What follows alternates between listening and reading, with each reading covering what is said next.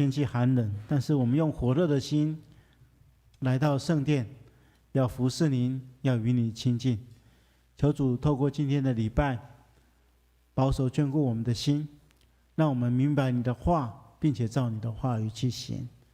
求主在整个过程当中掌权，用你的爱充满我们，让我们可以活出你的荣耀。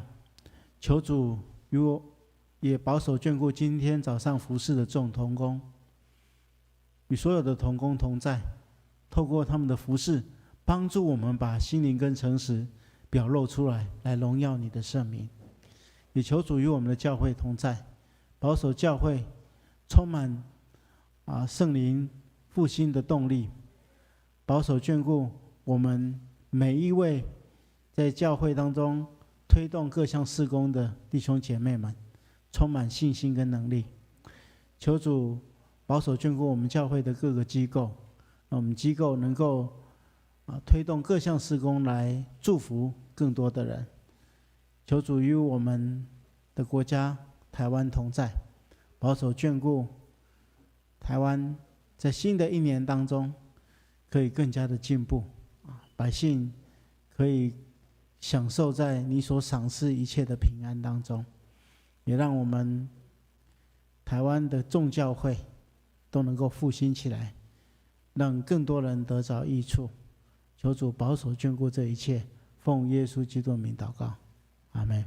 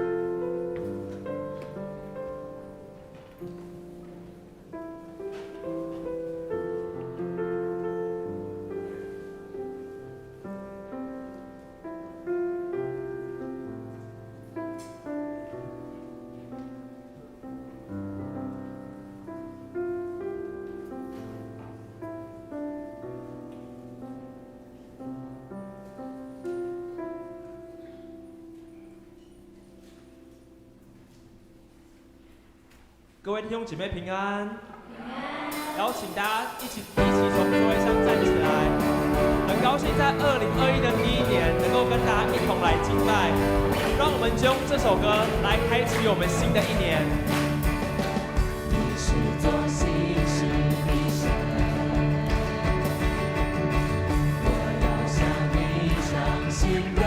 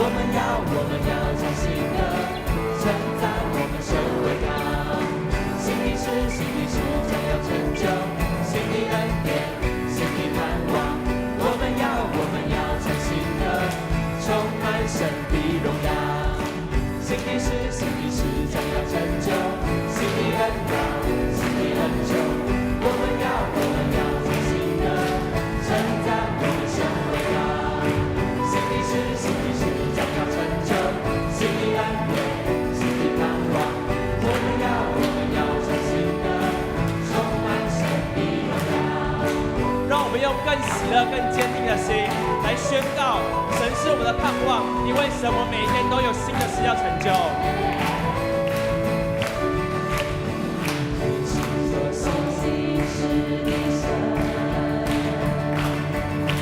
我要向你唱新歌。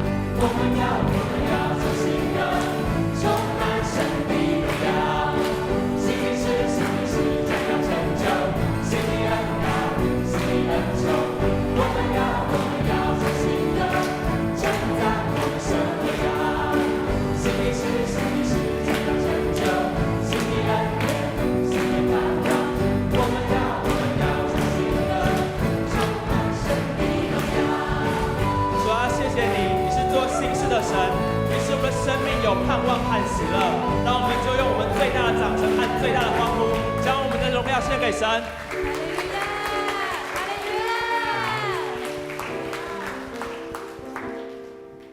哈利路亚，神，是的，你是做新事的神。在这个时候，我邀请大家，我们更多的敞开我们自己的心，欢迎圣灵来到我们当中。圣灵，请你来充满我心，我需要你恩膏充满我灵。圣灵啊，我好爱你，我的灵让你牵引，而每一天我要更深爱你。圣灵，请你来充满我心，我需要你恩膏充满我灵。圣灵啊，我好爱你，我的灵让你牵引，而每一天我要更深爱你。我要追求你，主，我将生命献给你，牵引我更亲近你，你大能更新我灵，无人能与你相比。主，我仰望你的容颜，我敬拜你，在灵与真理里。是的，神，主，我们要更多的来敬拜你。圣灵啊，请你来。圣灵，请你来充满我心。主啊，我需要你，我需要你恩膏充满我灵。圣灵啊，我好爱你，我的灵让你牵引，而每一天我要更深爱你。我要追求你，主，我将生命献给你，牵引我更亲近你，你大能更新我灵，无人能与你相比。主，我仰望你的容颜，我敬拜你，在灵与真理里。我要追求你，主，我将生命献给你，牵引我更亲近你，你大能更新我灵，无人能与你相比。主，我仰望你的容颜，我敬拜你，在灵与真理里。在这个时候，让我们更多的敞开我们自己，我们欢迎圣灵来到我们当中。当我们向神呼求的时候，神的灵必亲自降临，神必亲自降临在他的殿里面。圣灵啊，欢迎你，主啊，求你来，我们要追求你。上第16章第1节到13节，现代中文译本在336页。撒母耳记上第16章第1节到13节，翻到后，请我们一起同声来读。上主对领袖。那今天我们要开始来看大卫如何被拣选，那之后我们会看他如何回应上帝的呼召，以致成为以色列人最伟大的一个君王。那在领受上帝的话语之前，我们同心来祷告。亲爱的主，我们感谢赞美你的恩典，谢谢你透过你的话语成为我们生命的帮助。求主此刻帮助我们，打开我们心灵的眼睛，让我们有属灵的判断力，明白你的话语，并且赐给我们信心，将你的话语实践出来，来荣耀你的圣名。奉耶稣基督的名祷告，阿们。今天我们要来看大卫的第一讲，叫做拣选因为今天在礼拜当中，我们第3场礼拜之后要举行这个认知者的就任式，我们这场礼拜当中也要举行这个中保代祷者、服侍者的就任式。那每一个教会的职分被设立，其实都有它非常重要的意义。也就是说，上帝亲自拣选人来参与他的事工，那我们是何其有幸，成为被上帝拣选的人。那今天我们要来看大卫是如何被拣选的，我们也透过他的被拣选来思想我们如何回应上帝的呼召。今天的经文一开始，上主对撒母耳说：“你还要为扫罗悲伤多久了？我已经弃绝了他。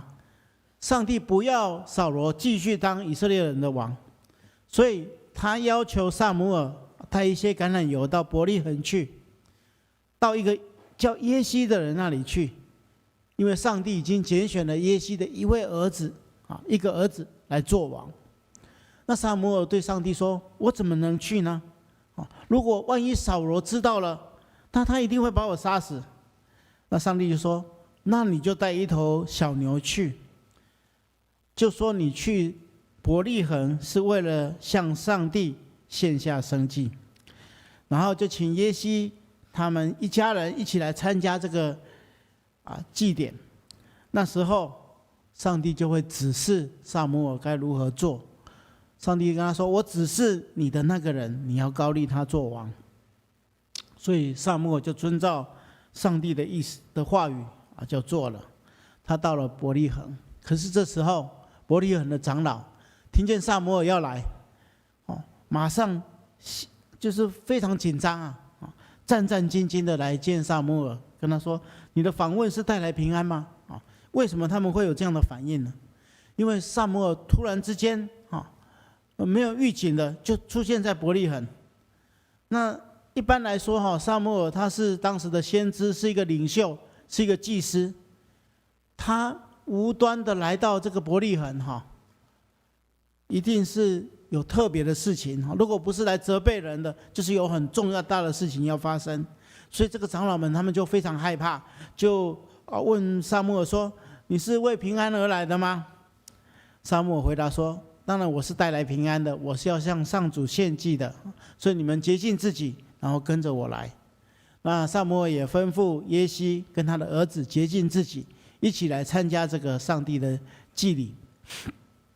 他们到的时候，撒母耳就因为他知道在耶西的孩子当中有一个人即将要被膏立成为以色列的王嘛，所以他一看到这个大儿子以利亚，心里想说站在这个上主面前，这个人一定是上主所选立的，因为这个以利亚长得像这个以利亚长得相貌堂堂一表人才。但是上帝对撒母耳说：不要看他的外表和高大的身材，我没有要选他，因为我看人不像世人，人是看外表，而我是看内心。那接着耶西又叫他的第二个儿子亚比拿达出来，这个撒母耳摇摇头说：也不是这个。又叫撒玛上来，也不是这个。耶西就叫了他7个儿子都走到撒母耳面前，上帝还是说这个7个人当中都没有要选他们做王。于是撒母耳就问耶西说：你还风范只顾赚钱，收受贿赂不按公道判案，所以他们就不要撒母耳的儿子来继续领导他们，他们希望另外立一个王来领导他们。所以扫罗被立为王是当时以色列人希望有一个王来管辖他们，是出自于人的期待扫罗是由于人的要求而被立的。所以表面上看来，扫罗也是撒母耳所膏立的，但是他跟大卫的情况完全不一样。大卫是什么？大卫是上帝所亲自拣选的。我们刚才所读的经文当中，一开始就这样说他说：撒母耳，你要为扫罗悲伤多久呢？我已经弃绝他，不要他做以色列王。你带着橄榄油到伯利恒去，到一个耶西的人那里，我已经选了他的一个儿子来做王。所以大卫是上帝所亲自拣选的。所以亲爱的弟兄姐妹，我们要明白一点，我们之所以可以参与上帝的工作，不是出于我们自己的意愿，而是上帝亲自拣选呼召的。就像大卫一样，扫罗由于是人民要求的，后来他被上帝弃绝，而大卫是上帝亲自拣选的。就像圣经当中我们看到耶稣也这样说不是你们拣选了我，而是我拣选了你们，并且指派你们去接纳长存的果实。如果你去台南神学院的这个礼拜堂做礼拜的时候，你会发现他礼拜堂有一个很特别的地方，就是他礼拜堂前面有一排字，用古文写着约翰15章的第16节，就是不是你们拣选了我，而是我拣选了你们，并且指派你们去接纳长存的果实。为什么会有这排字写在那里？意思就是告诉每一个神学生，你们今天被呼召来参与上帝国的工作，不是出于自己的意愿，而是出于上帝的拣选。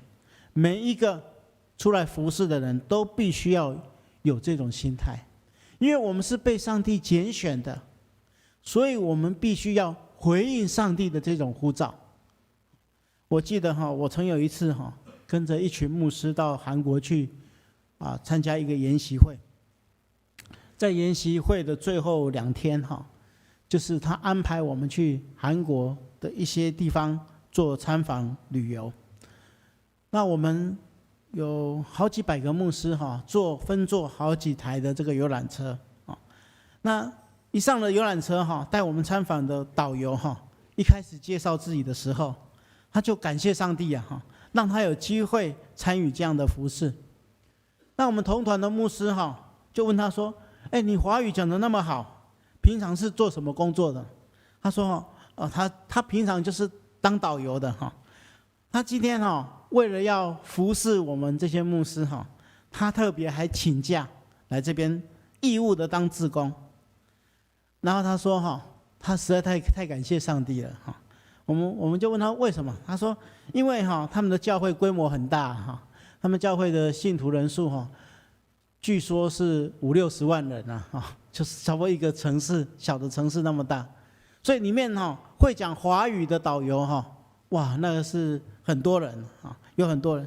他今天可以被选出来参加这个服事实在是太幸运了因为他们要出来服事还需要根据他的恩赐，然后还需要排队了还必要排队，然后他被选到，他说实在太感谢上帝了那我心里面在想说我们有时候在教会里面要请人家出来服侍，还要去拜托他拜托他，有时候台语还说要个勾夹他要跟他有一点关系，他才愿意出来服侍。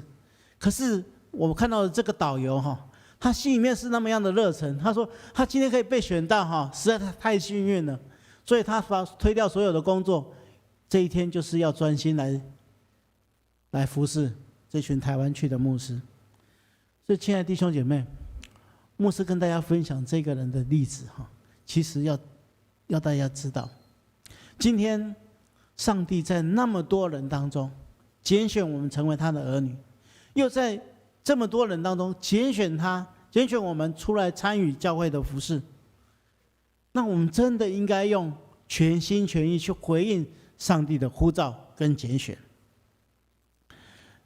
这点是真的是应该要用这种心态去回应的也许你会问，那人才那么多，上帝不可能拣选我所以接下来牧师要跟大家一起来看，大卫之所以被上帝拣选是因为他的心，而不是于他有什么样的条件圣经当中被上帝所使用的人，其实大多不是因为他的才能，而是在于他们的内心我们看到刚才所读的故事当中，撒母耳领受上帝的指示，知道要到大卫的父亲耶西家去找到他的儿子当中的一个来膏抹他做王。起初的时候，撒母耳也不知道是哪一位啊，所以撒母耳就在耶西的所有的儿子当中开始了一个选拔的活动。耶西要他的儿子一个一个从撒母耳面前经过，让他鉴定一下。我们刚才看到了登记第一号的叫做以利亚，他从撒母耳面前经过的时候，撒母耳看他走进来哇，这个人一表人才，相貌堂堂。在撒母耳的判断当中，这个人是一个当君王的好材料，所以他心里面想说耶和华的受膏者必定在我眼前，就是这个人，上帝就是要选这样的人。就不料当撒母耳这样想的时候，上帝却对撒母耳说，不要看他的外表和高大的身材，我没有选他，因为我看人不像世人，人是看外表，我是看内心。所以上帝在选人不是看人的外表，而是看这个人的内心呢。耶西把7个孩子都叫到撒母耳的跟前，撒母耳说，都摇摇头说，这个不是，这当中没有上帝要选的人所以撒母耳就问耶西说，你还有其他儿子吗？耶西就说，还有一个小的他在外面放羊。我们看到注意圣经当中说还有一个小的，意思就是说，其实耶西也认为说，这个小孩子不重要，算不得什么角色，所以这种大场面如果要选王的话，这个人根本不必参加了所以他根本没有叫大卫回来。但是在撒母耳的要求之下，耶西最后才派人去把大卫叫回来。那上帝就告诉撒母耳，就是这个小的，上帝要他膏抹他作为君王。所以这段经文向我们传达一个非常重要的信息，像这样一个人，人看作不重要的，是一个小的，又是默默无闻的一个放羊的人，却被上帝拣选来成为以色列人的君王。所以亲爱的弟兄姐妹，我们要明白上帝在选人的标准跟我们人的看法不一样。我们看到保罗说，上帝拣选了世上愚拙的，叫有智慧的羞愧；又拣选了世上软弱的，叫那强壮的羞愧。所以亲爱的弟兄姐妹，牧师不知道你怎么看自己的，也许你对自己不是很满意，觉得自己的条件不是很有自信，但是请记住上帝是看人的内心，而不是看人的外表。我们当中有一些年轻的朋友们，牧师深信上帝要兴起这一代的人，成为许许多多人的祝福。所以你预备好你的心，你有没有一颗愿意回应上帝呼召的心？这是非常非常重要的。就像刚才我们唱诗歌当中，我们说，我在这里，我在这里。耶稣要充满我们生命当中，当我们心中欢迎耶稣进入我们生命当中，就会带来很大的改变。也许我们又会问，那我什么都不会，我怎么会被拣选？我们来看上帝怎么引导大卫的。当大卫被膏立之后，圣经告诉我们说，圣灵马上支配了他，所以上主的灵立刻支配大卫，从那天起与他同在。所以当他被膏立之后，他就被圣灵所掌管。在圣经当中我们看到，圣灵使领袖有信心，更坚强，而且充满能力。他充满能力之后，他就能达成上帝交代他们的工作。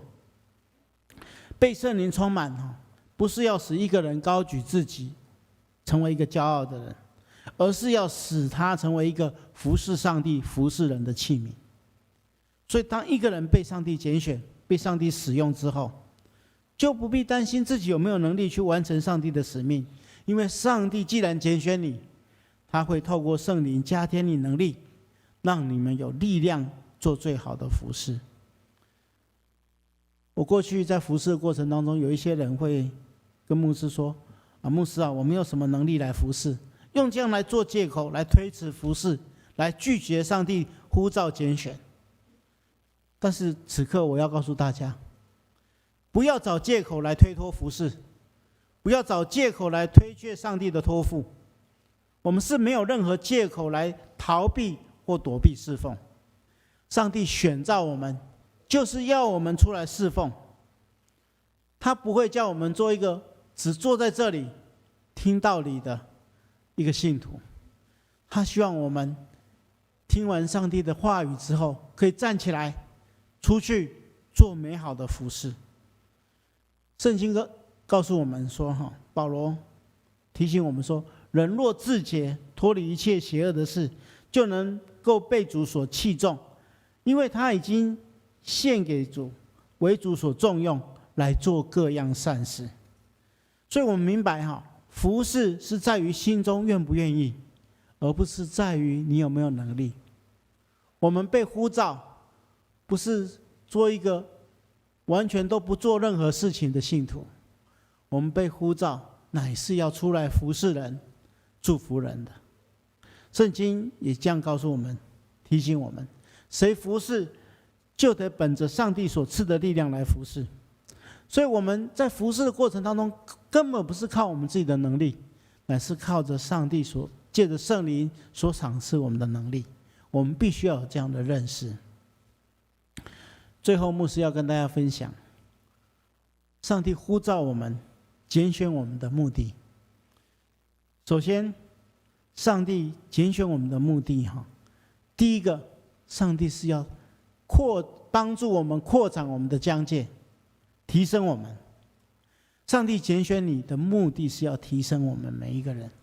我们看到大卫原本是一个牧羊人，当他回应上帝的呼召之后，上帝就提升他，使他从一个照顾羊群的牧羊人，成为牧养一国的君王。他的生命改变，他服侍的范围就扩大了。我们看到耶稣的门徒彼得跟他的兄弟，他们原本是在加利利海捕鱼的渔夫，但是他们回应耶稣基督的呼召，耶稣就使他们成为得人如鱼的使徒。所以每一个用他的生命去回应上帝呼召的人，神就扩展他的疆域，让他影响力就扩大。我们原本可能就影响我们的家庭，或是在我们的工作上尽力而已。但是当我们愿意回应上帝的呼召，上帝就扩大你的影响力，让你带给更多人祝福。所以上帝要提升我们，借着他的呼召，借着他的拣选。那上帝拣选我们、提升我们的目的，其实就是要让我们成为一个祝福万民的人。当一个人被神拣选，如果他勇敢地回应上帝的呼召，上帝会提升这个人的生命，扩大他的影响力，然后借着他成为别人的祝福。这是神拣选我们最大的目的。不知道大家记不记得，去年的第一个礼拜的主日礼拜的时候，牧师有跟大家分享什么样的信息？我想大部分的人都忘了。但是你们记不记得，牧师有跟你讲说，这时候你们在你们的心中要想起一个人，这个人是他还不认识耶稣基督的你的朋友。我记不记得这件事情？牧师要你们用1年的时间，借着各种方式去跟他分享福音。不知道去年大家有没有完成这个牧师吩咐大家的一个使命？如果没有，这个时候牧师再给大家一个机会。神此刻要拣选我们，成为一个分享福音的器皿。在你的心里，这个时候要出现1个人或是2个人，他是你身边你的朋友、你的亲戚，他还没有认识耶稣，还没接受救恩。牧师希望这个人成为你今年的一个负担。把它放在你的心里面。今年我们会借着各个牧区所推动的许多事工，来帮助你，来跟这一个你的朋友分享福音。你把它放在你的祷告当中，那你上帝会给你一些机会，让你跟他接触，把福音分享给他。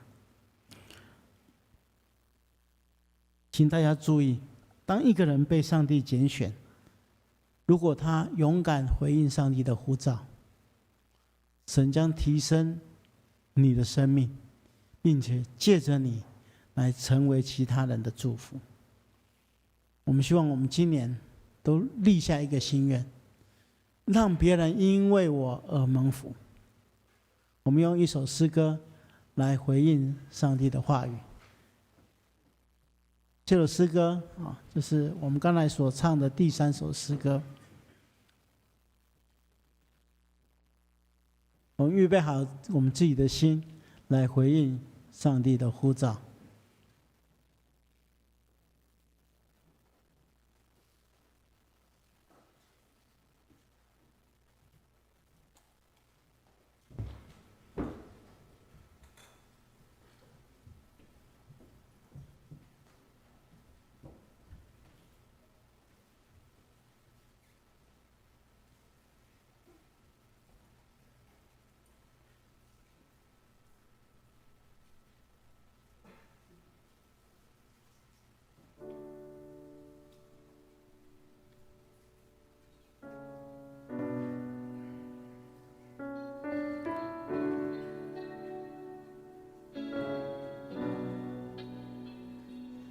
在这里，圣洁寻求你，每个清晨夜晚，不住地寻求。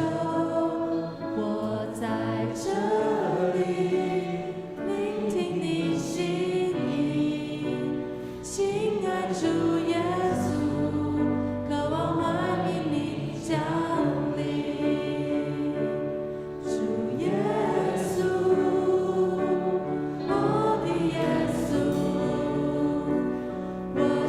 充满欢喜，因为我有耶稣在我心。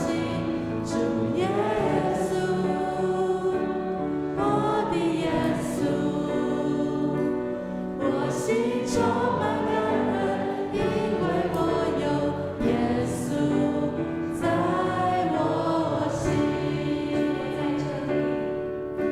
我在这里，我在这里，我会。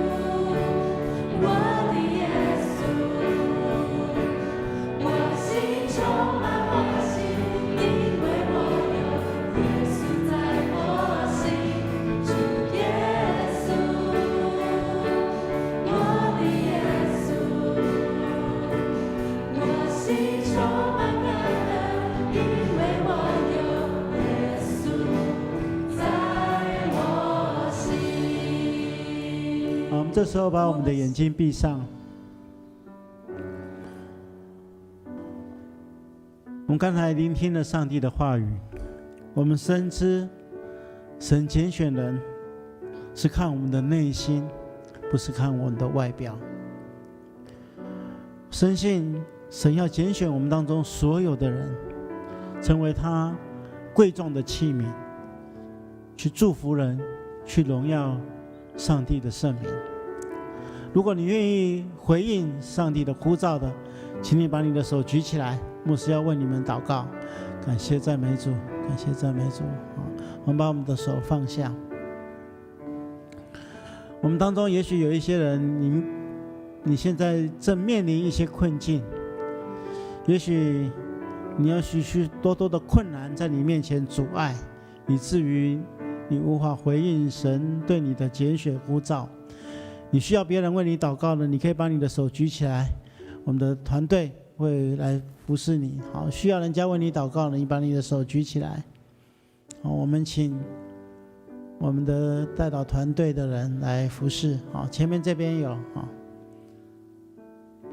那其他的人，我们把我们的手放在我们的心上，我们对上帝说：主啊，我在这里，求你差遣我。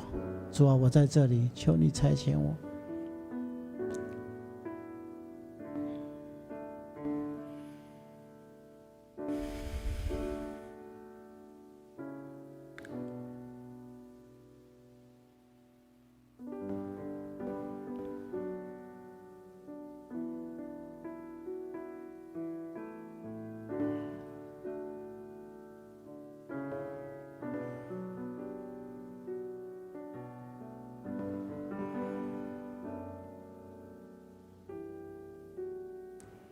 我们同心来祷告。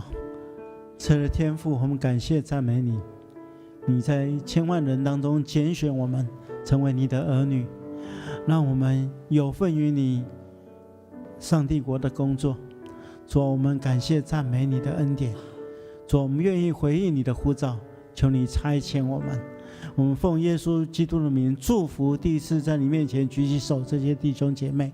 主，你加添他们信心、恩典跟能力，让他们知道你的呼召，并且回应你的呼召。也求神与在你面前举起手这些弟兄姐妹同在，即使他们遇到许许多多的困境，主，你帮助他们仰望你，得着信心来往前走。求主赐福保守眷顾他们，让我们每一个人都明白你的拣选，明白你的呼召，用我们的生命来回应。奉耶稣基督名祷告，阿们。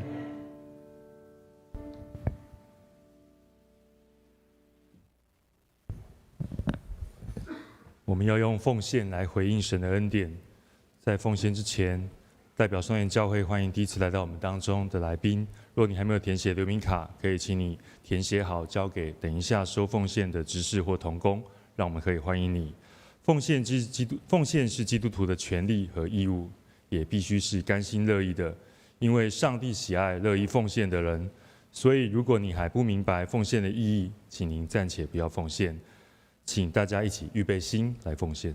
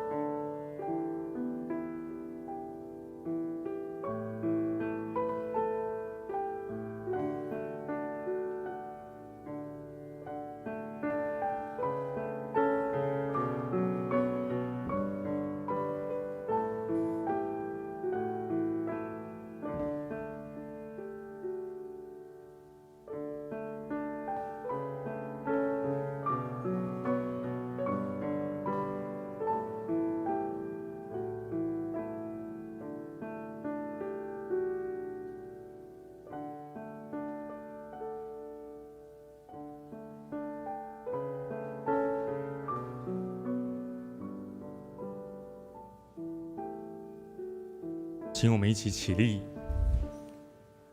让我们一起低头来祷告。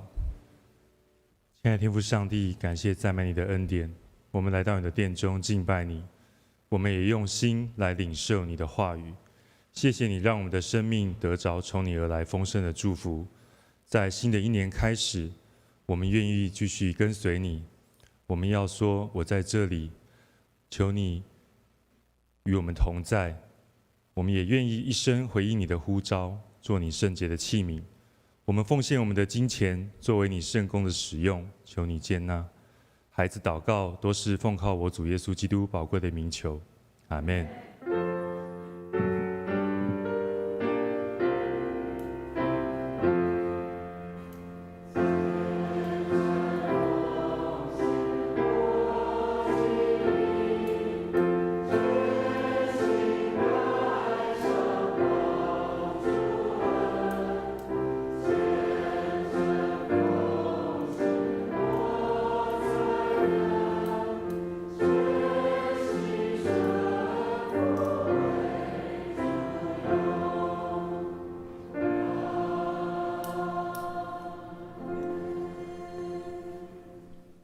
请坐。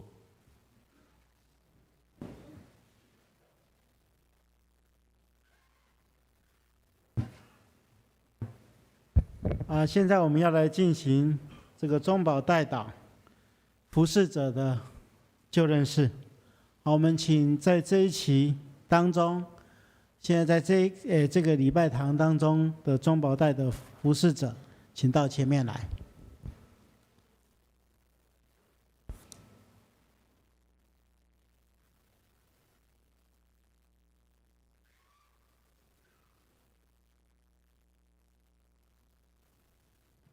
中保代的服侍者，他们在祷告室当中来服侍大家，我们也常常要为他们的服侍、他们所做的工来祷告。他们在此要来回应上帝的呼召，与上帝立约。这时候你们要来回答牧师所问你们的问题，诚实的回应。你们是否愿意接受上帝的赐福差派，委身在中保代祷的事工，担当祷告的使命与责任？你们是否愿意如此做？你们是否愿意彻底遵守你们与上帝约定祷告的时间，并且在这个当中愿意忠心参与服事？你们是否愿意如此做？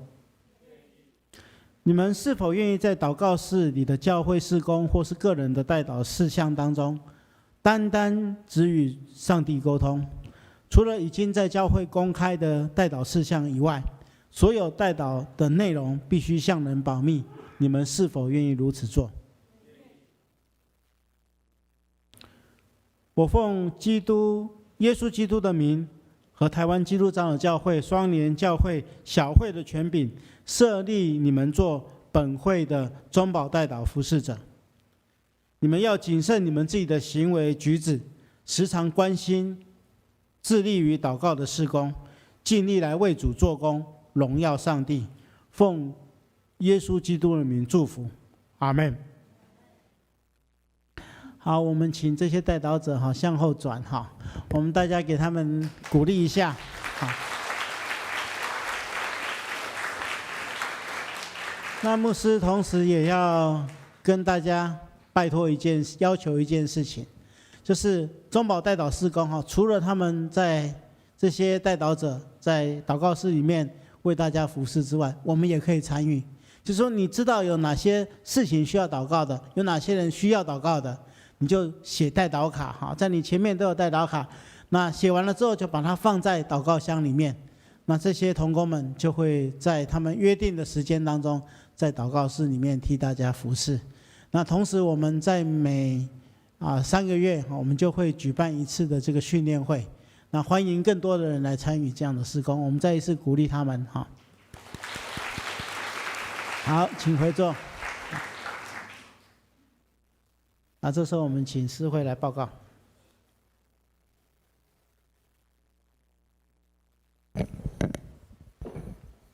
请翻开我们的周报，一起来关心教会的消息。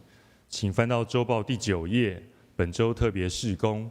第1点，新的一年教会特别赠送会有每一户一份由蔡牧师亲笔书写印制的春联，欢迎在礼拜后在10楼礼拜堂外面的走廊来索取。祝福大家新年蒙福，平安喜乐。请翻到周报的第10页，第5项肢体关怀。第1点，本会会有李怡如的父亲李文定弟兄于2020年12月8日安息主怀，已经于12月31日举行公祭，请兄姐关心代祷，愿上帝安慰遗族。第2点，本会会有陈聪明弟兄的父亲陈玉阶先生于2020年12月16日安息，定于1月4日，本周一上午的8点半，在台北市立第一殡仪馆圣中厅举行公祭，请兄姐关心代祷，愿上帝安慰遗族。补充第3点，本会会有杨文礼长老娘的母亲杨玲淑女姐妹，在1月2日安息主怀，并在1月16日下礼拜六上午10点，在嘉义的大林教会举行告别礼拜，请兄姐关心代祷，愿上帝安慰遗族。第6项，总务委员会的消息，请各团契诗班小组2020年财报的相关的资料，请于1月10日下主日前要送到9楼的行政中心许昭平主任。请翻到周报的第11页，成人牧区事工，牧师团有一个以关系友谊式布道的方式操练我们传福音的课程，时间是1月26和1月28，在7楼礼拜堂。关系布道课程详细的简介和报名方式，请我们大家自己来看。接下来请翻到周报第12页，儿少牧区的事工，在接下来的寒假有举行寒假篮球营，欢迎国小5年级到国中3年级的同学踊跃报名参加。同时，我们也招募营队的同工。篮球营详细的时间、地点还有报名方式都登载在周报，请我们大家自己来看。其余的消息以及代祷事项，也请我们大家一起来看，一起来关心。接下来，我们请蔡牧师来欢迎来宾。牧师来介绍第一次来跟我们一起敬拜的弟兄姐妹这边有几位，第一位是陈建武先生，陈建武在这边，好，欢迎，好，请坐。第2位是张爱玲小姐，女士，好，这边。第3位是杨家雪女士，好，杨小姐，好。第4位是杨环段小姐，好。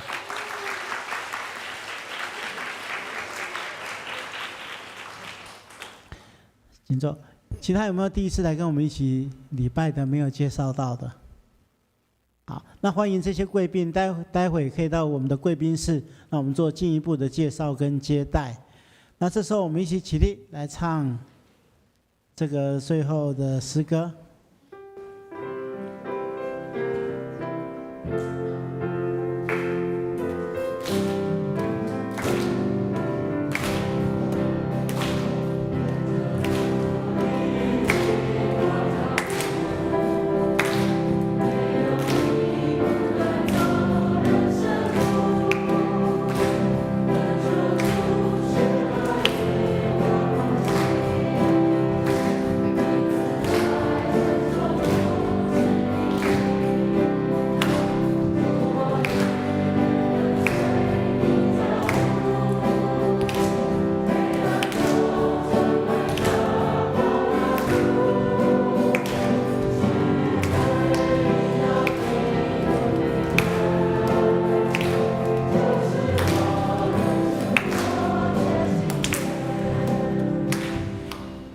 愿主耶稣基督的恩典、天父上帝的慈爱、圣灵的感动、扶持与相通，与你们众人同在，直到永远。阿们。好，我们互相请安问候，我们尽可能从前面2个门出去哈，谢谢。